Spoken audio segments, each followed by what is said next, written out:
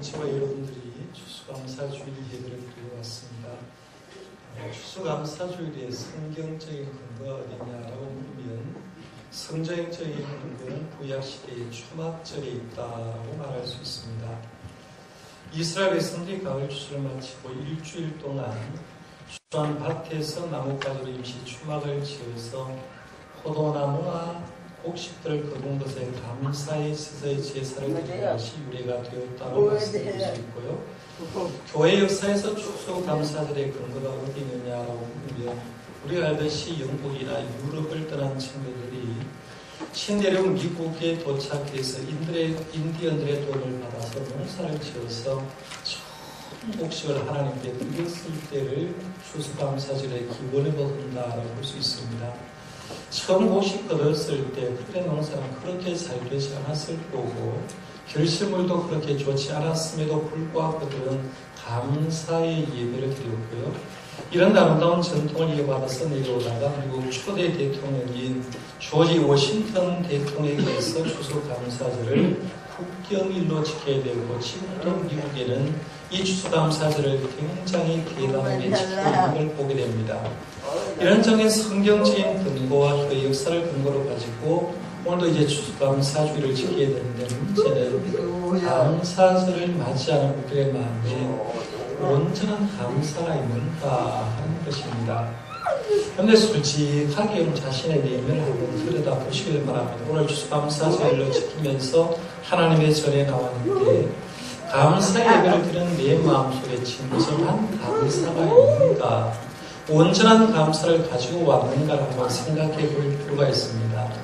내 마음의 감사를 예를 들어서 100점 만점이라고 얘기할 때 100점 만점에 100점을 준다고 얘기를 했을 때 내가 100점을 기준으로 해서 내 감사의 제목은 과연 몇 점 정도 되고 있을까 한번 생각해 볼 필요가 있습니다. 저 사람이 위대한 신앙인이다, 위대한 사람이라고 얘기할 때 보통 사람과 다른 면이 많지만 그 중에 하나가 뭐냐 하면 위대한 신앙의 인물들, 위대한 사람들의 특징은 항상 감사를 많이 했다는 데 특징이 있습니다. 지금은 돌아가셨습니다만 현대그룹의 창립자였던 정주영 회장이 살아계실 때 한 기자가 그를 찾아가 이런 질문을 던졌다고 합니다.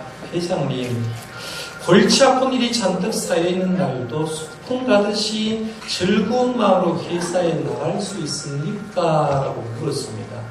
현대그룹을 끌어가면서 회사 일을 끌어가면서 얼마나 힘든 일이 많았겠어요. 그럴 때 골치 아픈 일이 잔뜩 쌓여있는 날도 소풍 가듯이 회사를 나갈 수 있습니까? 라고 물었는데 그때 정주영 회장의 대답이 걸작이었다고 합니다. 이렇게 대답했습니다.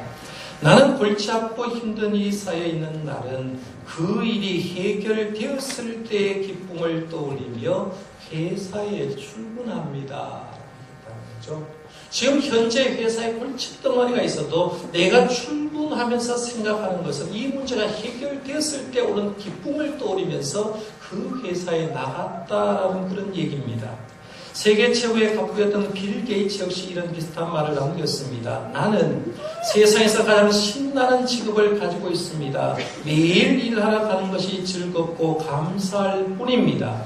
왜냐하면 나는 일터에는 항상 새로운 도전과 기회와 배울 것들이 나를 기다리고 있기 때문입니다. 라고 얘기했다는 거예요. 평범한 사원이라고 하면 회사가 골치 아프면 회사 가기 싫어할 겁니다. 회사 가는 게 지겨울 거예요. 그런데 위대한 사업가들을 보니까 자신의 일을 즐기고 있더라는 거예요. 자기 하는 일이 문제가 있어도 이 문제가 해결됐을 때를 생각하면서 열정이 있고 감사가 있었던 걸 보는데 우리 믿음의 사람들도 역시 마찬가지입니다. 여러분 신앙의 인물들 가운데 성경 가운데 인물들을 담고 싶은 사람들 가운데 위대한 인물의 특징을 한번 가만히 생각해 보면요. 그들은 어떠한 환경에도 믿음 잃지 않고 감사를 많이 했다는 걸 보게 될 겁니다. 구약에 감사한 사람 대표적인 예를 두 사람 든다고 하면 첫 번째는 욥을 들 수 있겠죠. 사탄의 시험으로 하루아침에 열장을 다 잃어버렸어요. 그 많던 재산 다 날려버렸습니다. 건강했던 그 몸이 병을 앓기 시작합니다. 그런데도 불구하고 그의 입에, 욥의 입에는 감사와 찬양이 나왔던 걸 보게 되고요. 이 하박국 선지자도 그런 사람입니다. 바벨론의 침략 세력 때문에 온몸이 떨리는 지경이 되고 국가 안에서는 농사나 축산물이 잘 되지 않아서 최악의 상태임에도 불구하고 하나님 때문에 찬송했다는 거예요. 하나님이 내 나라와 나를 다시 세워줄 걸 믿고 하나님께 감사했던 걸 보게 됩니다. 이런 감사한 사람을 예를 들려고 하면 한 시간 설교로 아마 부족할 겁니다. 오늘 본문 골로새서를 기록한 사도 바울 역시 감사하는 사람의 대표적인 인물입니다. 사도 바울 감사 한번 생각해봐요. 사도 바울의 일생을 놓고 여러분 머릿속에 알고 있습니다. 사도 바울과 감사하면요, 첫 번째 떠오르는 장면이 하나가 떠오를 겁니다. 어디가 떠오릅니까? 빌립보 감옥이 아마 떠오를 겁니다. 그렇잖아요? 한 여인을 고쳐줬다가 귀신 들린 여종을 고쳐줬다가 그 사람이 엄청난 모험을 받고 잡혀 들어갑니다. 옷은 찢어집니다. 많은 매를 맞아서 온몸에 상처 토성이 되었습니다. 늦은 밤이 되자 고통은 더 심했습니다. 그런데 그 고통의 시간에 성경을 보면 사도 바울과 실라는 기도하고 하나님을 찬미했다라고 얘기합니다. 다시 말하면 그 힘든 시간에 바울과 실라는 하나님께 감사의 기도를 드렸고 감사의 찬송을 했다라고 얘기를 하고 있습니다. 오늘 본문 골로새서를 기록할 때도 지금 사도 바울이 어디 있습니까? 빌립보 감옥이 있는 게 아니라 로마 감옥이 있습니다. 그래서 우리가 알듯이 이 골로새서를 옥중서신에 이렇게 분류한 걸 보게 되는데 인권을 중요하는 지금도요. 감옥은 안 가려고 합니다. 왜 안 가려고 하겠습니까? 감옥에 가면 삼시세끼 밥을 주는데도 감옥을 가지 않으려고 하는 이유는 지금도 감옥 생활이 힘들기 때문에 환경이 좋지 않기 때문에 그래요. 가끔씩 이제 감옥에 신방을 가거나 예배를 인도하러 가보면 감옥은 지금도 좋지 않아요. 얼마 전에도 제가 글을 보니까 지금 감옥 속에 작은 그 방 속에 사람을 일반 재수를 열 때 17명씩 집어넣는다는 겁니다. 그러니까 누워 자기도 힘들고 그 17명의 사람들이 함께 거기서 음식을 먹고 함께 용변을 보고 살아야 되니까요. 인권을 강조하는 지금도 어려운데 사도 바울이 지금 로마에 오게 갇혔을 때 환경은 그야 말할 필요가 없다는 거죠. 지하 캄캄한 마치 지하에 있는 토끼장 같은 그런 곳에서 환경을 했는데 그 환경 속에서도 감옥생활하면서 사도 바울은 불평 한마디 하지 않고 감사합니다. 그뿐만 아니라 자기가 교회들을 돌아보면서 교회에 편지를 쓰는데 그 편지를 쓰면서 꼭 들어간 게 뭐냐 하면 너희들도 감사를 좀 하라라고 얘기합니다. 오늘 본문 말씀 골로새서는 사도 바울이 골로새 교회에 편지를 하는 거잖아요. 사도 바울이 로마에 오게서 골로새 교회에 편지를 하는데 골로새 교회는 사도 바울이 개척한 교회가 아닙니다. 사도 바울이 3차 전도를 하면서 에베소 두란노스원에서 하나님의 말씀을 전할 때 거기에 골로새에서 온 에바브라라는 사람이 사도 바울을 만나게 되고 이 사도 바울이 전한 복음을 듣고 자기가 가가지고 골로새 교회를 개척했습니다. 그러니까 사도 바울이 골로새 교회를 직접 개척하는 교회는 안 했지만 사도 바울은 골로새 교회에 굉장히 관심이 많았습니다. 이런저런 소식을 듣고 그들의 신앙을 바르게 세워주기 위해서 골로새서를 기록했는데 그 말씀 중에 오늘 일부를 읽은 거예요. 오늘 말씀의 겉면의 내용 가운데 오늘 본문 말씀 2절 안에는 3가지를 특별히 강조합니다. 하나는 뭐냐 하면 6절 말씀에 그리스도 안에서 너희들이 좀 행하며 살아라 했어요. 6절에 보면 그러므로 너희가 그리스도 예수를 주로 받았으니 그 안에서 행하되 예수 믿는 사람은 예수님 안에서 행하고 살아라고 했어요. 그 다음에 2번째 강조하는 게 뭐냐 하면 너희들이 지속적으로 성장해 가라는 거예요. 예수님 믿는 사람은 예수님 안에서 신앙의 뿌리를 받고 지속적으로 성장해 가라라고 했는데 7절 상반절에 보니까 그 안에 뿌리를 받으며 세움을 받아 교훈을 받은 대로 믿음에 굳게 서서라고 얘기하면서 예수님께 뿌리를 받고 성장해 나가라고 해서 2번째 권면입니다. 3번째 권면한 게 뭐냐면 받은 바 주님께 한눈에 받았으면 감사의 생활로 응답을 하라라고 했어요. 7절 하반절 말씀입니다. 감사함을 넘치게 하라고 했죠. 오늘 설교 제목이 여기서 나왔어요. 감사함을 넘치게 하라고 했는데 감사의 생활로 응답하라고 얘기하겠습니다. 이 세 가지 핵심 가운데 오늘 주소 감사절이니까요. 마지막 세 번째 부분만 좀 집중해서 얘기하려고 합니다. 감사함을 넘치게 하라. 하나님이 오늘 여러분에게 음성을 야 누구야 감사함을 넘치게 해라. 누구 집사야 감사함을 넘치게 해라 라고 주님이 여러분의 직접적인 음성이 들려진다고 하면 여러분의 마음이 어떻게 될까요? 가슴이 뜨끔하지 않을까요? 우리는 감사하고 찬양하고 살아요. 주님을 믿는 백성으로 하나님께 넘치는 감사를 드려야 될 내 모습 속에 들어가 보니까 마치 이스라엘 백성이 출애굽은 했지만 감사하지 않고 원망하고 불평한 그 이스라엘 백성들처럼 우리들의 마음속에도 하나님께 은혜 받아놓고 엄청난 하나님의 사랑을 받으며 살면서도 원망하고 불평하는 모습이 굉장히 많다는 거예요. 그렇다면 우리가 하나님께서는 감사를 요구하시는데 과연 넘치는 감사를 하려고 하면 어떻게 해야 되는가 좀 알아보고 결단할 필요가 있다는 거예요. 오늘 우리 모두가 하나님께 요구하는 감사를 넘치게 드리려고 하면 어떻게 하면 되겠습니까? 제가 두 가지만 말씀드리려고 합니다. 넘치는 감사를 드리려고 하면 첫 번째는 우리가 믿고 있는 예수님은 어떻게 감사했는가를 아는 겁니다. 그런데 예수님이 감사하고 살았거든요. 그런데 예수님의 감사의 특징을 찾아내야 돼요. 예수님의 감사의 특징은 뭐냐면 예수님은 선감사, 후축복입니다. 예수님은 3년 동안 공생에 살아가면서 항상 먼저 한 게 뭐냐면 어떤 일이 일어나든지 항상 먼저 감사했다는 거죠. 선감사했다는 거예요. 그런데 사복음서에 유일하게 나오는 이절이 하나가 있습니다. 뭔지 아시겠습니까? 일부 예배 때 물어봤더니만 대답하는 사람이 없었어요. 성경을 잘 안 본다는 얘기거든요. 사복음서에 마태복음, 마가복음, 누가복음, 요한복음에 많은 예수님이 행하신 이적이 나오는데 한 가지만 다 나와요. 다른 것은 여기는 나오는데 여기는 나오지 않아요. 그런데 사복음서에 유일하게 나오는 이적이 하나가 있어요. 뭘까요?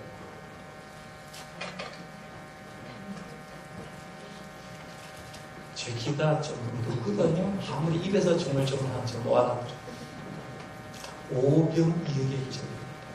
마태복음 14장, 마가복음 6장, 요한복음 9장, 누가복음 9장, 요한복음 6장, 14, 6, 9, 6에 이렇게 나와요.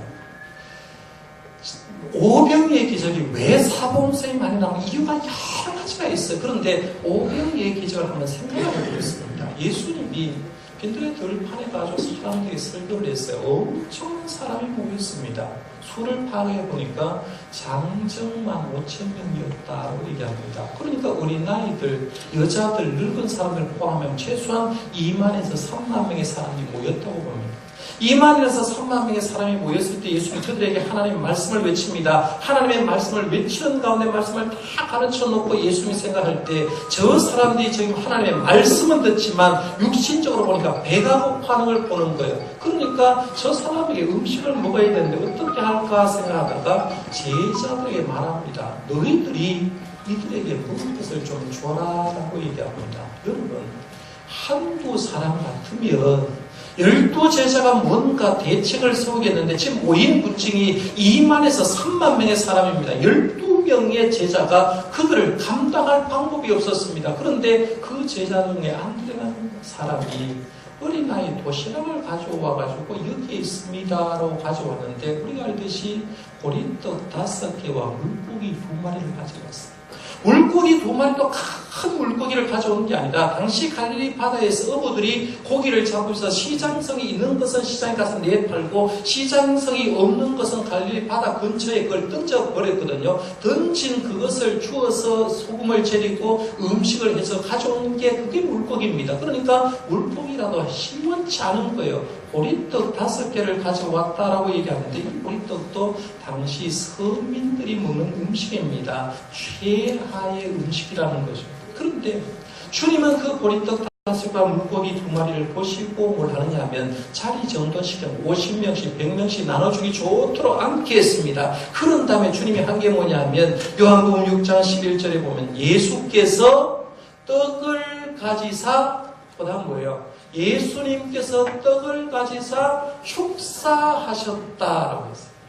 지금 예수님은 장정만 5,000명 갖다 놓고 가진 음식도 없는데 보리떡 5개와 물고기를 가지고 하나님께 감사하면서 기도했다라고 얘기를 합니다. 선감사를 합니다. 선감사를 했더니만 혼란이 벌어지는데 그렇게 기도를 하고 보리떡 5개와 물고기 2마리를 제자들 통해서 나눠주는데 아무리 줘도 그것이 끝나질 않은 거예요. 그래서 거기 모인 사람들이 다 배불리 먹고 성경에 보니까 남은 것을 거두었는데 12광줄이나 되었다라고 얘기합니다. 선감사했더니만 하나님께서 후에 축복을 해주더라는 거예요. 또 하나 더 생각해 볼까요? 요한복음 11장에 나온 나사로의 죽음을 한번 생각해 보겠습니다. 예수님은 예루살렘에 가실 때마다 예루살렘 성에 주무시지 않고 오리 정도 떨어진 베다니에 살고 있었습니다.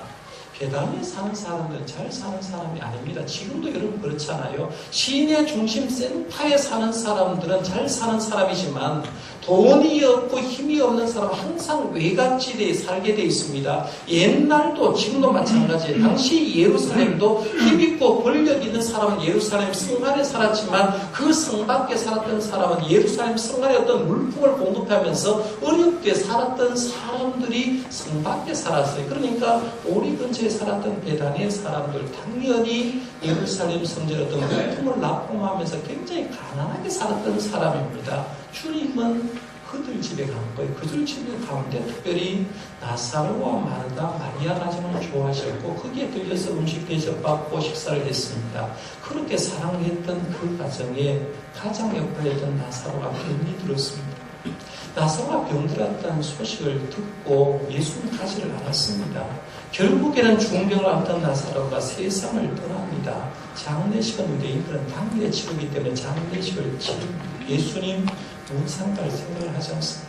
장례식이 지난 다음에 4일이 지났을 때 드디어 예수님이 이 베다니에 가고 예수 나사로의 동생 2사람과 이 나사로가 묻혀있던 무덤에 갑니다. 그러고 나서 하는 말이 무덤을 막았던 돌문으로 가고 있어요. 아마 돌문 속에서는 나사로가 썩었던 시신 냄새가 났을 겁니다. 그런데 그 환경 속에서 주님은 뭘 하냐면 기도하기를 시작하는데 요한복음 11장에 보니까 이렇게 기도합니다. 아버지여, 내 말을 들으신 것을 감사하나이다. 아무 환경 변한 게 없어요. 지금 변한 하나도 없습니다. 무덤 문을 열어놓고 썩은 냄새가 나는데도 불구하고 예수님은 내 말을 들으신 것을 감사합니다 라고 말하면서 먼저 하나님께 감사의 기도를 했습니다. 그리고 나서 큰 소리를 외쳤죠. 나사로야 나오라. 명령했어요. 예수님이 그 명령을 탁 받은 나사로 시신이었던 그 몸이 벌떡 일어나 수입은 채로 예수님께 걸어 나왔다라고 얘기를 하고 있습니다. 제가 2가지 예를 들었어요. 사복음서를 이런 관점에서 한번 보세요. 예수님이 어떤 문제를 처리할 때 어떤 식으로 처리했냐를 보면 항상 예수님은 선감사를 했어요. 먼저 감사를 했더니만 하나님은 그에게 후에 엄청난 복을 주는 걸 보게 됩니다. 정광 목사님이 쓰신 평생 감사라는 책이 있습니다. 이 책에도 보면서 정광 목사님이 오늘 우리들도 선감사하면 하나님은 후에 축복해 주신다는 말을 하는데요. 이런 부분이 있었습니다. 한번 들어보시고 믿겨지면 아멘 하셔도 관계없습니다. 작은 것에 감사라 큰 것을 얻으리라. 부족할 때 감사라 넘침이 있으리라.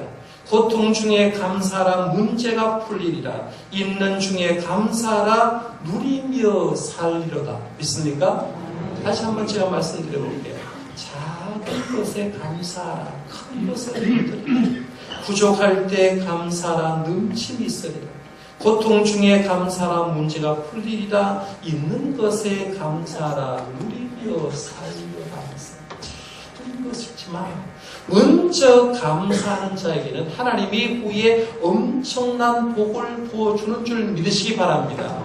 우리가 믿고 있는 예수님이 이렇게 선감사 축복을 받았다고 하면 그 예수님 믿는 우리들도 넘치는 감사를 어떻게 드려야 될까 알게 되는 거예요. 두 번째는 넘치는 감사를 드리는 자가 되려고 하면 내가 예수 믿고 받은 복이 뭔가를 제대로만 알면 감사하지 않을 수 없다는 얘기입니다.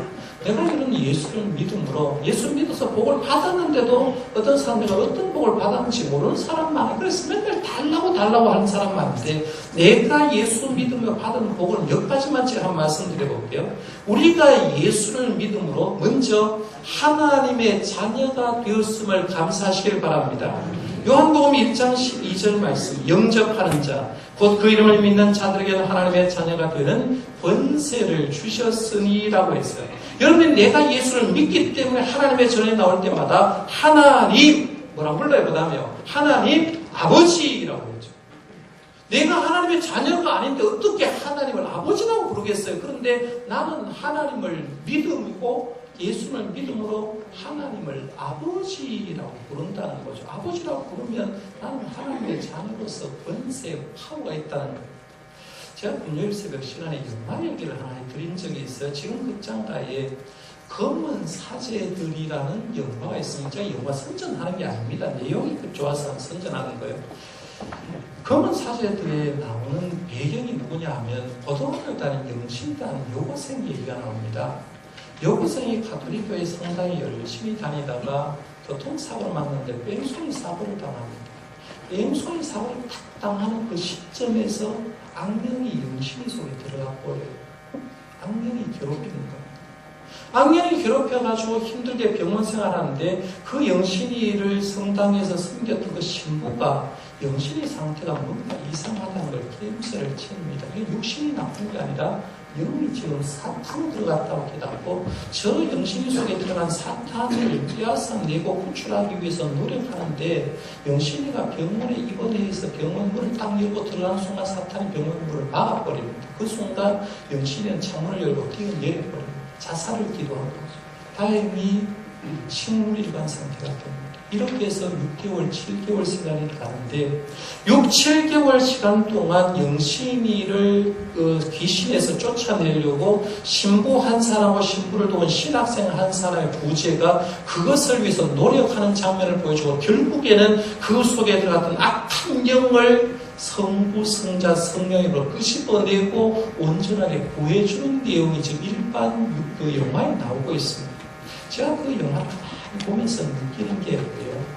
저렇게 영신이 같이 저렇게 심하지 않지만 지금 이 세상에는 귀신 때문에 혼정 못하고 사는 사람들 많습니다. 이사하는데 이사 날도 자기가 결정하지 못하는 사람. 결혼하는데도 결혼날이 언제 좋다라고 나를 받는다고 하는 사람.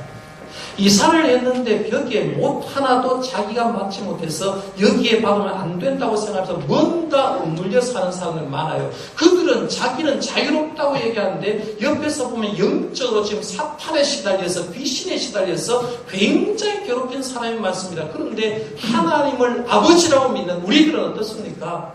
예수님을 믿음으로 통해서 하나님의 자녀가 된 권세를 누리는 사람은 언제 이사를 해도 언제 나를 받아도 관계없어요. 왜? 하나님이 주신 365일이 다 행복한 날이기 때문에 그렇다는 거예요. 내가 하나님께 은혜를 받아놓으면 하나님의 자녀가 되고 하나님의 권세를 누리기 때문에 이것만 하면 어디에 가도 감사합니다. 내가 누구를 아버지라고 불러요?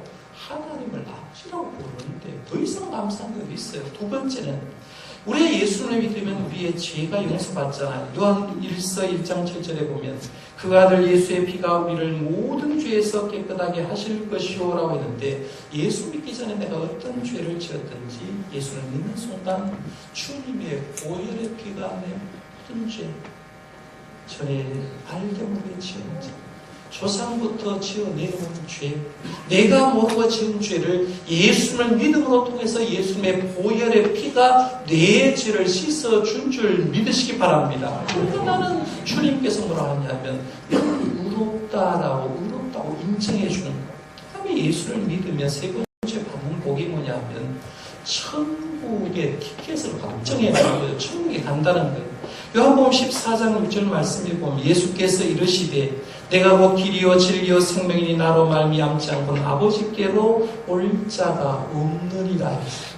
구약성경에 보면요, 죽음을 겪어보지 않고 천국 간 사람 두 사람이 나옵니다. 누구죠? 한 사람은 창세기 나오죠. 누구예요? 에녹 나오죠. 그 다음에는요, 엘리야가 나옵니다. 에녹은 365년, 그러니까 자기가 무두셀라를 낳고 300년 동안 하나님과 동행하면서 살았을 때 하나님은 365세 되는 에녹을 죽음을 겪지 않고 천국에 들어갑니다. 엘리야 선지자도 하나님을 잘 섬겼을 때 불소리와 불병거를 타고 하나님께 올라가는 장면이 성경에 나옵니다. 성경에 보면 에녹과 엘리야가 천국 갔다 하는 게 구약에 나오고요. 위대했던 아브라함과 모세도 신약 성경에 보면 그들의 현 위치를 알려줍니다. 분명히 알려주는데 아브라함도 천국에 있고 모세도 천국에 있다라고 얘기를 합니다. 그러면 구약에 유명했던 에녹, 엘리야, 모세, 아브라함만 천국 가는 것이 아니라 예수님께서 요한복음 14장에 보면 내가 지금 너희를 떠나가는데 십자가 사역을 완성하는데 내가 가는 이유는 내가 천국에 먼저 가서 너희들이 있을 처소를 예비하고 다시 와서 너희를 내게로 인도하기 위해서 간다. 그러니까 아무것도 걱정하지 말고 염려하지 말아라 라고 얘기합니다. 무슨 말이냐면 우리가 예수를 영접한 순간에 에녹과 엘리야가 천국 간 것처럼 우리도 천국으로 주님께서 인도해 줄 믿으시기 바랍니다. 그러니까 저와 여러분의 최종 종착지는 어디냐면 천국이에요. 예상에서 조금 관광지 티켓 확보해도 기쁘다고 얘기하고 자랑하잖아요. 그런데 우리는 천국을 확보한 복 있는 사람이라는 거예요. 그러면 이보다 복 받은 사람이 어디 있어요? 그 다음에 네 번째는 우리가 예수를 믿으면 예수 믿는 사람이 이 땅에서도 생활의 복을 받게 됩니다. 시편 23편 말씀 잘 알죠? 여호와는 나의 목자시니 내게 부족함이 없으리로다 했어요. 하나님 아버지를 목자로 삶으면 그 하나님 아버지가 내 생활은 지켜주지 않겠냐는 거예요. 하나님 아버지는 내 생활을 다 지켜준다는 겁니다. 물론 많아 예수를 잘 믿으면 생활자의 복을 받습니다. 제가 하나님 은혜 가운데 안식년 2번 보내면서 첫 번째 안식년에도 미국 교회를 투어를 해봤어요. 두 번째 안식년에 원래도 이런 말듯이 제가 미국 교회를 가봤어요. 미국의 작은 교회들을 가보고 지방을 한번 다녀봤습니다. 유럽 영성공동체를 방문하면서 4개 유럽 지역을 다녀보면서 느끼는 게 뭐냐면 우리 생각에 이렇게 얘기합니다. 한국에 있는 교인들에게 예수를 누가 제일 잘 믿어요 말하면 한국에 있는 교인들은 한국의 교인들이 잘 믿는다고 생각을 합니다. 완벽하다고 생각해요. 그러나 유럽에 있는 교회는 어떻습니까? 라면 주로 대답하는 게 유럽 교회는 텅텅 비었습니다 라고 얘기를 합니다. 물론 교회가 꽉꽉 차지를 않습니다. 그러나 유럽이나 미국에 가보면요, 특징적인 게 뭐냐면 아무리 시골 동네에 가도 거기는 굉장히 예쁜 예배당이 있다는 거죠. 그 예배당에서 지금도 예배를 드리고 하나님께 영광 돌리고 살아있는 하나님을 섬기려고 하는 사람이요 얼마나 많은지 모릅니다. 왜 그들이 복을 받았느냐 가만히 생각해보면 지금 현재는 그들이 예수를 잘 믿지 않을지라도 그들이 청교도 시절에 몇백 년 시절에 하나님을 철저하게 믿은 거예요. 믿음대로 살고 발버둥을 치는 거예요. 발버둥을 치는 그들을 하나님이 복을 내려주시기 시작하니까 지금도 전 세계 지도를 쫙 펴놓고 보세요. 잘 사는 나라, 한결같이 기독교를 믿는 나라, 지금도 기독교 나라임을 보는 거죠. 하나님을 잘 섬기니까 하나님은 생활의 복을 주고 있다 하는 게 느껴져요. 이거는 해외뿐만 아니라 우리 교회 안에서도 한번 잘 보세요. 저분이 하나님 잘 섬겼더니만 하나님께서 생활의 복을 준 가정이 여러 가정이 보일 겁니다. 보이면 감사를 하게 되는 거예요. 제가 4가지만 말씀드렸어요. 예수 믿으면 오는 복을 받는데 그 외에는 많이 있습니다. 우리가 추수감사에만 우리에게 하나님의 사도 바울을 통해서 감사를 넘치게 좀 해라 라고 얘기했습니다. 넘치는 감사를 드리려고 하면요 예수님이 어떤 분인지, 예수님 어떻게 감사했는지를 좀 알고, 그리고 예수님을 믿음으로 내가 어떤 복을 누리고 있는 줄만 알면 자동적으로 감사합니다 하게 되는 거예요. 제가 결론적으로 두 가지 지난 얘기를 하고 좀 마치려고 하는데요. 미국 신문에 인기 있는 상담자인 아비 박사에게 15살 소녀가 편지를 써서 이게 기사화됐습니다. 이런 내용이었습니다. 나는 불행합니다. 나는 집에도 내 혼자만의 방이었고 부모의 간섭은 너무 심하고 나를 믿어주지를 않습니다. 나를 좋아해주는 남자친구도 없고 나는 좋은 옷도 없습니다. 나의 장래는 암담합니다. 그랬어요. 15살 소녀가 신문사에 낸 건 나는 불행하다. 내 방도 없다. 내 부모는 있지만 부모는 간섭이 너무 심하고 나를 안 믿어준다. 나는 남자친구도 없고 좋은 옷도 없고 장래를 생각하니까 너무 암담해서 난 불행한 사람이다. 글이 나왔어요. 이것을 신문에 읽은 13살 소녀가 자기가 글을 투고를 했는데 이런 글을 투고했습니다. 나는 걷지 못하는 소녀입니다. 사람이 보고 말하고 걷는 것이 얼마나 큰 행복입니까? 나는 걷지 못하지만 보고 듣고 말하는 것으로 내 다리의 불행을 대신하여 감사하고 있습니다. 15살 소녀, 가진 것이 많아도 불행하다고 생각했고 13살 소녀, 걷지 못함에도 다른 걸 가지고 있음에 감사를 했다라고 얘기하고 있습니다. 독일교의 두 번째 얘기입니다. 중년 여성입니다. 여자 성도가 혀에 암이 걸렸어요. 설암이라고 얘기하는데 최고의 병원에서 최고의 의사가 치료를 하려고 했습니다. 그런데 이 설암이 너무 진전되어서 불가능하게 되었습니다.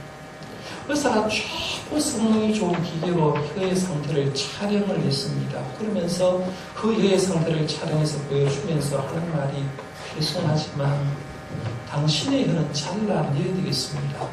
그래서 이제 말하는 것은 끝났습니다. 물론 당신은 앞으로 손으로 글을 쓰거나 문자나 메일을 통해서 당신의 의사를 다른 사람에게 전달해 줄 수 있습니다. 라고 위로를 했습니다. 그러면서 수술하기 직전에 그 여자 성도에게 물었습니다.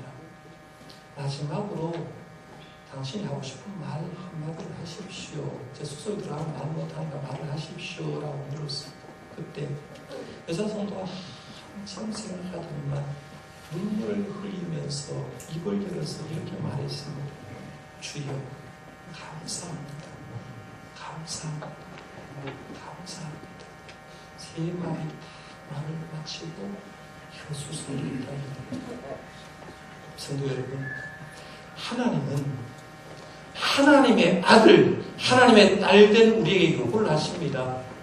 하나님의 자녀가 돼서 불평하고 원망할 것이 아니라 하나님의 자녀로서 감사하고 살기를 바랍니다. 그러면 우리가 하나님께 감사하고 살기를 바라면 내게 하나님께 뭘 줬는가를 알고요. 감사를 잃어버렸으면 다시 회복하고 성도 입에서 넘치는 감사. 주님을 생각해도 교회에 나오는 것만 해도 옆에 성도 보는 것만 해도 식구들이 있음에도 불구하고 그것만 해도 감사. 자녀가 있음에도 감사. 넘치는 감사를 드릴 수 있는 저와 여러분들 되시기를 바랍니다. 기도하겠습니다.